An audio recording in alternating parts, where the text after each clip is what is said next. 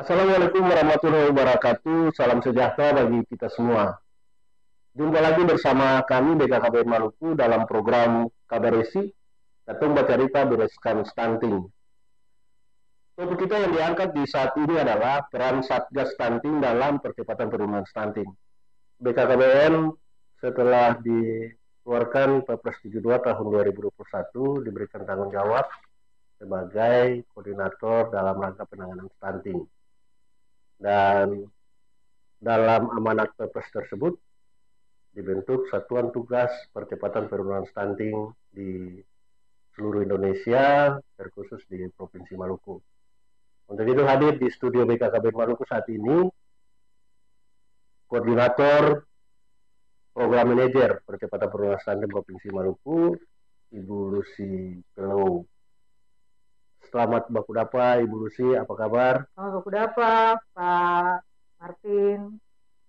Sehat Ibu? Ya, puji Tuhan sehat. Oke. Ya, Ibu Lucy selaku dibilang Ketua Satgas ya, Ketua Satgas Percepatan Penurunan Stunting di Provinsi Maluku. Bagaimana peran Satgas dalam upaya percepatan penurunan stunting di Provinsi Maluku saat ini? Ibu Lucy, silakan. Ya, pemirsa sekalian, Satgas itu seperti yang tadi disampaikan oleh Pak penanggung jawab bidang admin BKKBN Provinsi Maluku, hadir di dalam program percepatan penurunan stunting berdasarkan Peraturan Presiden 72 tahun 2021. Ya, kenapa Satgas harus ada? Karena Presiden menginstruksikan seluruh perangkat di negara ini untuk bergerak cepat menurunkan prevalensi stunting di Indonesia. Kita dihadirkan dengan peran seperti Skoci. Kalau Pak Kepala BKKBN RI, Pak Hasto itu selalu menganalogikan posisi Satgas itu seperti Skoci, Pak Orbit. Skoci itu kan yang kalau kapal mau mendarat di pelabuhan tidak bisa merapat, maka diturunkan Skoci. Gitu. Nah, kita ini, Satgas ini seperti Skoci yang menghubungkan program pemerintah dengan masyarakat.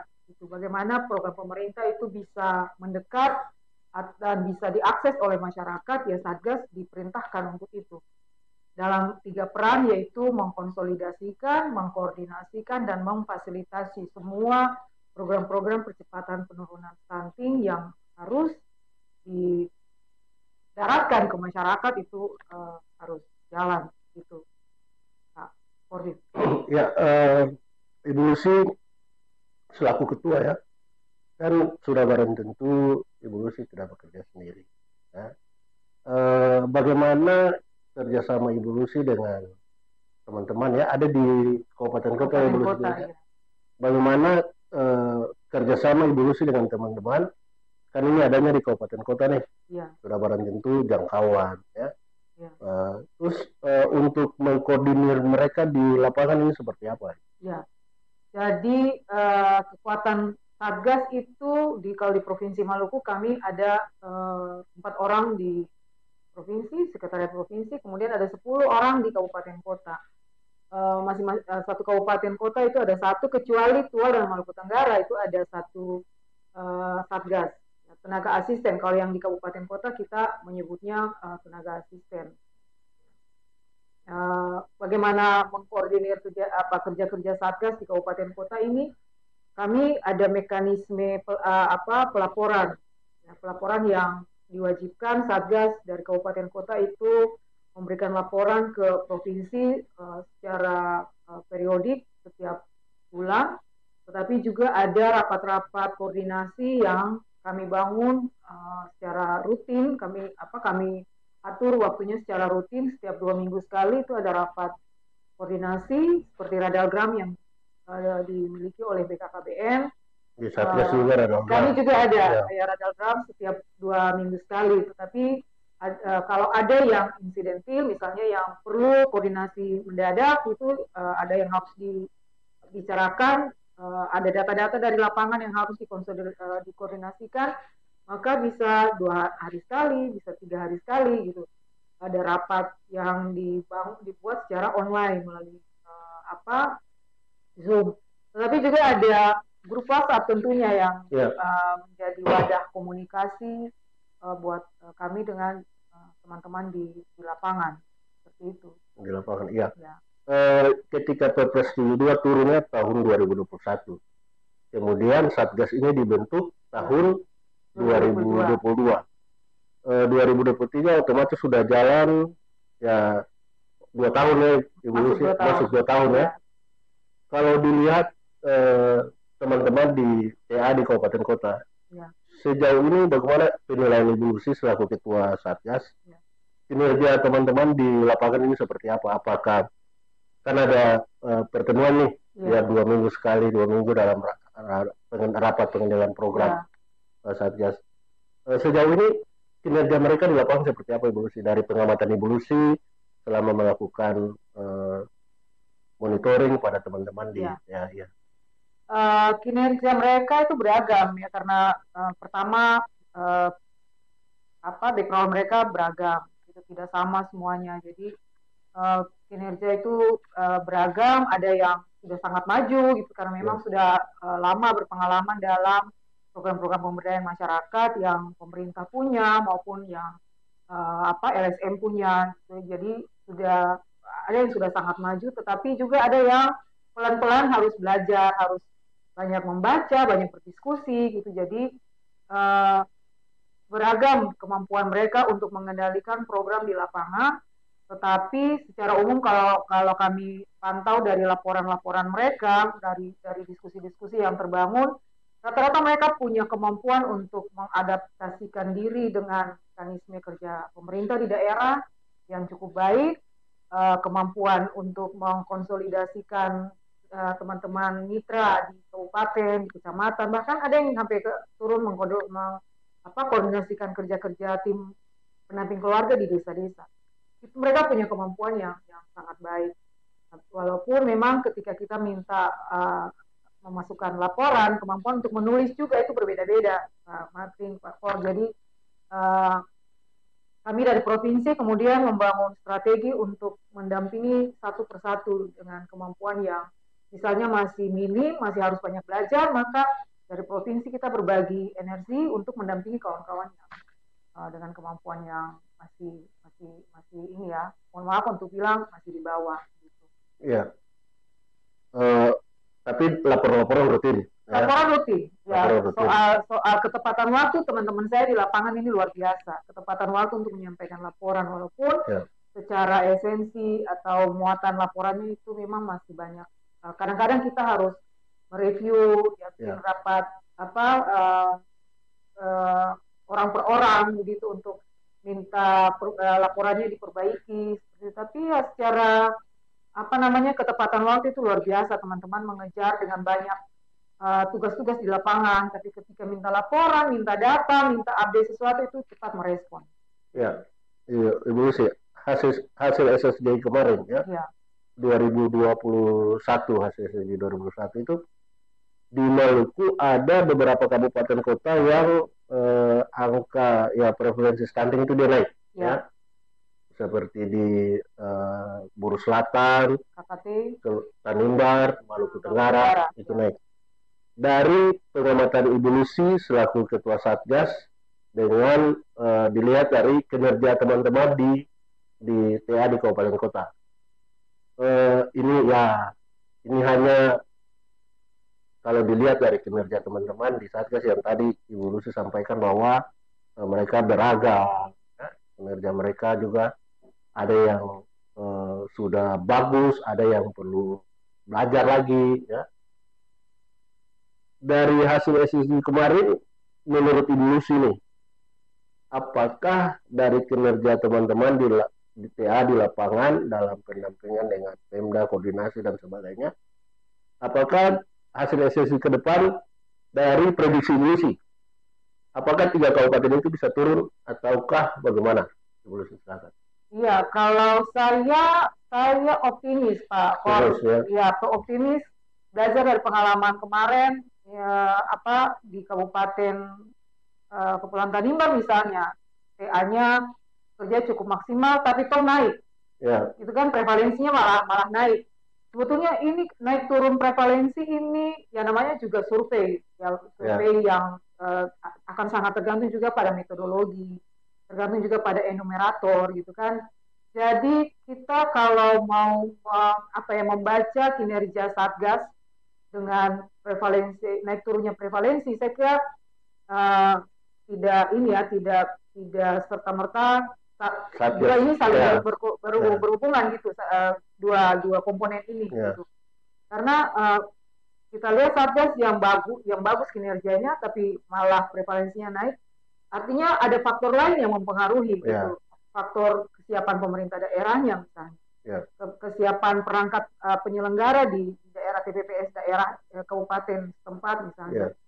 Nah, kalau kedepannya ini kan mereka di daerah teman-teman yang ada di daerah yang prevalensinya malah naik ini, mereka yang sudah punya pengalaman, malah belajar dari kegagalan. Saya yakin mereka belajar dari kegagalan. Jadi saya optimis ada pengalaman-pengalaman yang sudah didapat di tahun 2022, tahun 2023 mereka kerja dengan lebih baik lagi, dengan mekanisme kerja yang banyak perbaikan sekarang ini, dan saya optimis di daerah-daerah itu prevalensinya akan naik. Dan di samping itu juga ya kami melihat komitmen pemerintah daerah pasca SSG tahun 2022 itu keluar di 3 daerah ini, pemerintah makin baik lagi menata kerja-kerja percepatan penurunan stunting. Jadi saya yakin dan optimis akan turun. Ibu Lucy optimis ya? Ibu Lucy optimis. Berarti kalau optimis berarti yakin ya bahwa prevalensi stunting SSG berikutnya bisa turun di 3 kabupaten tersebut. Kemudian saya potong Pak Paul. Keyakinan saya juga tuh karena ini teman-teman Satgas ini saling belajar antar kabupaten gitu. Jadi misalnya yang Seram bagian timur yang prevalensinya kan turun sekali itu 7 poin atau berapa itu kan memberikan lesson learned atau hal-hal yang bisa dipelajari oleh teman-teman ke teman-teman di kabupaten lain. Jadi pelajaran yang dari SBT itu saya yakin juga akan dipakai oleh teman-teman di kabupaten yang prevalensinya naik kemarin itu menata kerja dengan lebih baik lagi. Kemudian sampai sejauh mana, misalnya saat ini nih, saat ini teman-teman Satgas dalam upaya percepatan penurunan stunting di daerah masing-masing, sampai saat ini apa yang sudah mereka lakukan sampai saat ini? Ya, sampai saat ini mereka bergerak untuk mendukung TPK.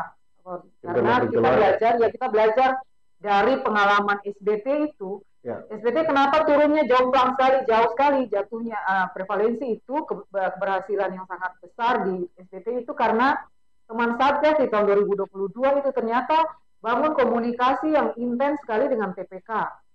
Gitu. Jadi teman Satgas di SBT itu menguatkan TPK dengan sangat intens, dan itu yang kemudian ditirukan oleh teman-teman PA di kabupaten lain. Maka kami di tahun kedua ini kami lebih banyak memberikan energi untuk menguatkan TPK dalam tugas-tugas pendampingan keluarga. Karena ujung tombak kita di lapangan kan mereka TPK di barisan paling depan.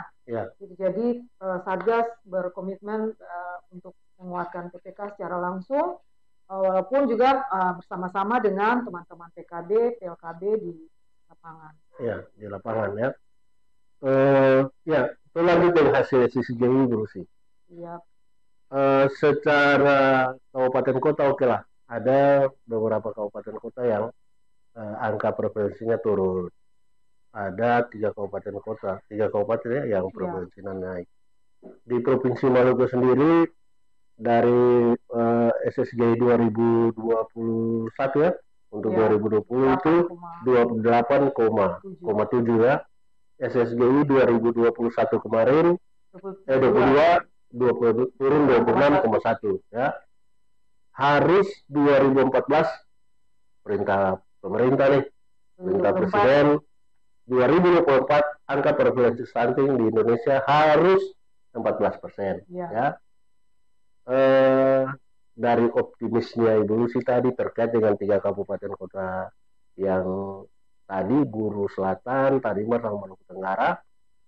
Untuk Maluku nih, karena Ibu Lucy selaku ketua Satgas percepatan penurunan stunting, kalau Satgas otomatis yang terdepan ya dalam penanganan penurunan stunting. Ibu Lucy sendiri 2024 14%. Bagaimana menurut Ibu Lucy? Ini memang tantangan yang tidak main-main buat Satgas, karena mengejar 15% yang diwajibkan diminta dari Maluku. Jadi ya. Ke 14% nasional itu Maluku diminta kasih 15%. Oh, 15%. Itu kan ya. 26 ke 15 kita punya waktu 1,5 tahun. Ini sangat luar biasa kerja ya. Keras yang harus dibangun. Tapi kita belajar dari SBT misalnya, ya. Yang dalam 1 tahun itu bisa turun 7 digit kalau tidak salah itu. Ya. Turun drastis sekali. Nah, kalau SBT bisa, kabupaten kota lain harusnya bisa. Ya. Dan kalau kabupaten kota lain rata-rata menurunkan 5% aja, walaupun memang ini hal yang sangat sulit, gitu ya, tidak mudah sama sekali. Tapi kalau mau usaha itu pasti bisa. Pak Kepala BKKBN Pusat kan bilang kalau mau pasti bisa gitu. Jadi kita di kabupaten kota kalau mau pasti bisa, dan kalau kabupaten kota sudah bisa turun, maka provinsi pasti turun. Kalau kemarin memang kita turun cuma 1, kan dari 2021 ke 2022 cuma 1, Nah kita kalau bisa 3% aja di rata-rata provinsi turun di 2023 ini, maka ya saya optimis 15% bisa dapat. Pokoknya dari 1% turun, habis itu 3 ya, tahun depan ya harus lebih dari 3 ya, 5-7 misalnya, ya lumayan lah. Pokoknya bisa ya, bahasa optimisme. Bahasa optimis ya. Bisa. Kan kerja Satgas, kerja BKKBN juga. Iya. Ya. Itu dia. Jadi Satgas bekerja, BKKBN juga bekerja. Semua bekerja. Semua pemerintah bekerja. Iya. Ya. Kolaborasi, konvergensi. Iya. Ya, Ibu Lucy ya. Oke. BKKBN saat ini punya program, ya Ibu Lucy ya, untuk bagaimana mensosialisasikan stunting ini bagi masyarakat. Iya. Ya. Terkhusus saat ini nih. Saat ini Ibu Lucy ada di studio BKKBN Maluku ya. Dalam satu program yang kita kembangkan, yaitu program Kabaresi. Katong Bacarita Bereskan Stunting. Jadi setiap yang datang di studio ini harus cerita bagaimana stunting itu bisa diturunkan, dibersihkan ya. Menurut Ibu Lucy tentang program ini seperti apa? Kabaresi ini inovasi yang luar biasa kalau menurut saya, karena kita butuh corong, kita butuh channel. Sekarang kan semua orang pegang gadget. Ya. Orang sampai di kampung-kampung yang jauh-jauh, asal ada sinyal pasti orang pegang gadget, pegang HP gitu. Ya. Dan dengan HP apa yang bisa diakses? Informasi. Ya. Kalau sudah tersedia channel seperti ini luar biasa, bisa BKKBN bisa menjangkau masyarakat di berbagai pelosok. Ya, sampai saya yakin di pulau-pulau luar, di pedalaman Seram yang jauh, pedalaman Buru yang jauh, asal mereka punya HP di tangan pasti bisa mengakses informasi yang disampaikan oleh BKKBN melalui podcast Kabaresi ini. Jadi Kabaresi ini sebuah inovasi yang luar biasa, terobosan yang luar biasa bagi BKKBN, dan justru itulah karena ada Kabaresi juga kami yakin 15% atau 14% yang harus dikejar oleh Maluku di tahun 2024 itu pasti dapat. Siap. Ya. Iya, keluarga Maluku di mana saja berada, itulah tadi bincang-bincang ya, cerita kami BKKBN Maluku dengan Ibu Lucy selaku Ketua Tim Satgas Percepatan Penurunan Stunting Provinsi Maluku. Semoga apa yang tadi disampaikan betul-betul optimis bahwa angka prevalensi stunting di Provinsi Maluku di tahun 2024 nanti bisa mencapai 15% yang diinginkan di Provinsi Maluku, dan Indonesia sendiri harus 14%. Ya. Terima kasih banyak Ibu Lucy atas kehadirannya di studio BKKBN. Sampai jumpa lagi di topik-topik selanjutnya. Intinya untuk membicarakan terkait dengan percepatan penurunan stunting ini banyak hal, banyak hal yang harus kita sampaikan kepada masyarakat. Ya. Untuk itu program ini hadir untuk bagaimana masyarakat bisa tahu, bisa mengerti ya, apa itu stunting dan bagaimana cara untuk mengatasi stunting ini sehingga angka stunting di Maluku bisa diturunkan. Terima kasih banyak, sampai jumpa dalam topik-topik selanjutnya bersama kami BKKBN Maluku. Terima kasih, wassalamualaikum warahmatullahi wabarakatuh. Sukses selalu.